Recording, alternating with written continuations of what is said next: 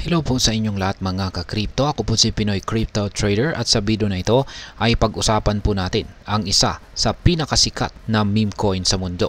At yan po ay walang iba kundi si Dogecoin. Pero teka, hindi magandang balita ang dala nito ngayon. Sa loob lamang po ng 24 oras ay bumagsak po ang presyo ni Dogecoin ng mahigit sa 10%. Pero ano nga ba ang ibig sabihin nito? May pag-asa pa bang makabangon si Dogecoin? O dapat na ba tayong mag-alala? At higit sa lahat ay ano po ang epekto nito sa atin bilang mga Pinoy crypto traders at investors ni Dogecoin? Kaya yan po ang ating aalamin sa video na ito. Pero bago po tayo magpatuloy ay nais ko lamang po munang bigyang linaw ang aking disclaimer kung saan ang nilalaman po ng video na ito ay hindi po ito isang financial advice. For education and information purposes lamang po ang layunin nito. Ayan, ano nga ba ang dahilan ng pagbagsak nitong si Dogecoin? Ayan, na technical analysis na rin po natin kanina itong si Dogecoin. At napakalinaw po sa kanyang daily chart time frame ang kanyang naranasang matinding pagbagsak. Ayan, 10% po. Ayan, nitong January 8, 2025, ang presyo po ni Doge ay nasa 0.3492. Matapos po itong bumaba ng 10.45% sa loob ng 24 oras.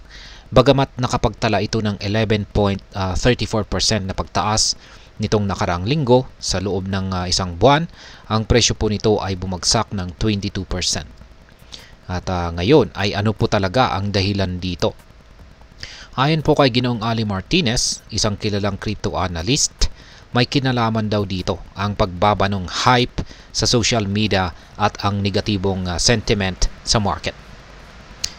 Alam natin na malaki po ang epekto ng social media sa presyo ni Dogecoin. Sa kasagsagan po ng hype nitong November 2024, sumipa ang social volume nito. Pero ngayon, bumagsak po ito sa 486 nitong January 5. Kasabay nito, ang weighted social sentiment ni Doge ay nasa negative 59.6569. Isang malinaw na indikasyon ng bearish o negatibong pananaw ng mga tao kay Dogecoin. Ngayon ay ano naman po ang nakikitang pag-asa ng isang analyst dito kay Dogecoin? Yan, hindi naman po lahat ay negatibo. Ayon po kay Ginoong Martinez, maaari pong ito rin ang pagkakataon para sa mga contrarian investors.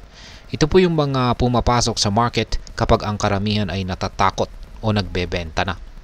Ang tawag po dito ay buying the dip. Kapag mababa po ang presyo ng isang asset dahil sa negative sentiment, maaring ito ang tamang panahon para bumili, lalo na kung naniniwala kang undervalued ang asset na ito. Ngayon ay ano naman po ang ipinapakita ng derivative data. Ngayon ay tignan po natin ang mga datos mula sa derivatives market at alamin po natin kung ano po ang nangyayari. May dalawang pangunahing bagay po ang kapansin-pansin dito. Una ay ang tumataas na or tumaas na trading volume ng Doge derivatives na 90.88%. Umabot po ito sa 11.29 billion dollars. Pero teka, habang active po ang trading, bumaba naman ang open interest ng 12.51%.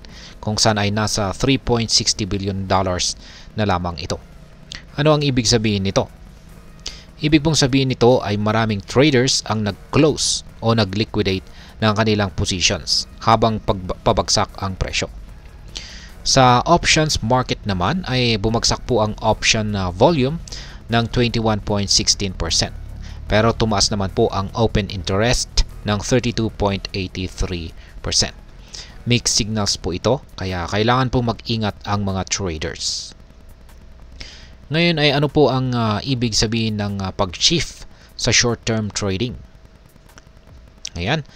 Ang isa pang mahalagang detalye ay ang pagbabago po sa balance distribution ni Dogecoin. Bumaba po ito ng 2.67%. Yan, bumaba po ng 2.67% ang hawak ng mga long-term holders o hodlers. Ang mga medium-term holders naman, or tinatawag na cruisers, ay nagbawas din po sila ng kanilang holdings ng 11.81%. Pero teka, tumataas naman ang activities ng mga short-term traders. Sa katunayan ay umakyat po ng 107.45% ang mga traders na humahawak ng Dodge ng mas mababa sa isang buwan. Ano po ang ibig sabihin nito? Mukhang marami pong tao ang nagiging mas speculative sa kanilang pag-trade dito kay Dogecoin. Sa halip na mag-hodl para sa long term, mas pinipili po nilang mag-trade para sa mabilisang kita.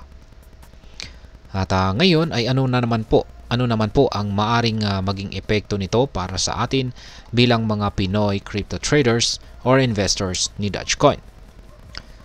Para sa atin ay una, kung isa ka pong long-term investor, maaring ito ang pagkakataon para mag-reassess. Ang pagbagsak po ng presyo ay maaring maging opportunity para bumili ng Dogecoin habang mababa ang presyo nito. Pero tandaan, ang crypto market ay volatile, kaya wag pong mag-invest nang hindi mo kayang mawala. Kung ikaw naman ay short-term trader, mukhang maraming oportunidad para kumita mula po sa price volatility nito.